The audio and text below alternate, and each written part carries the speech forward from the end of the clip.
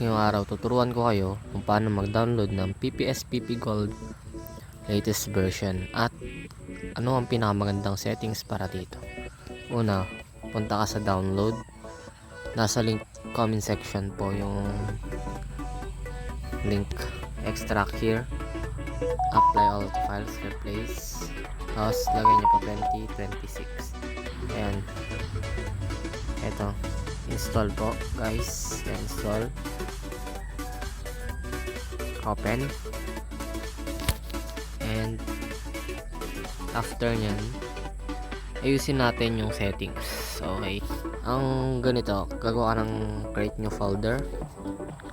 Sa archive tayo gagawa yan para mapagana sa 115 pataas. Yan, eto PSP, yan, lagay nyo dito. Kahit ito lang ilagay nyo. Game, tapos kits, yan.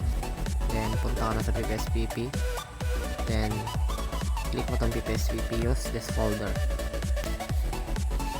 Okay, ayan na guys, meron na.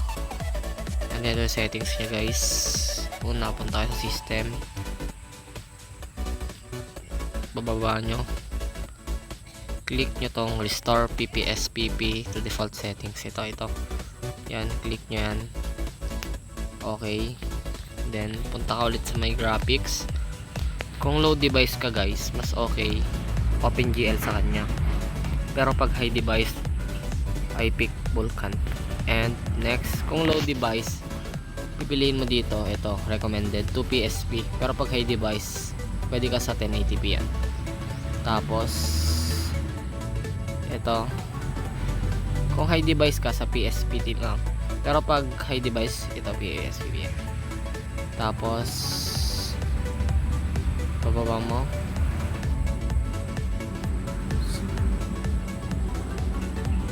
sa graphics na nagpindot, ito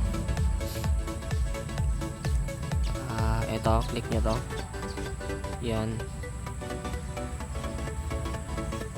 Okay, bababa nyo guys. Ito off lang, test tropic. Kung low device ka pwedeng 2x mo lang, pero pag high device ka pwedeng 16x.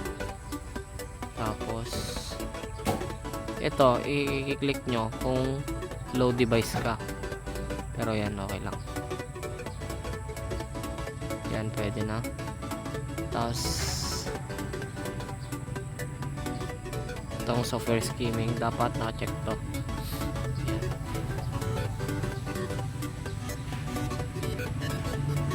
Okay na to guys, salamat sa panonood, love you.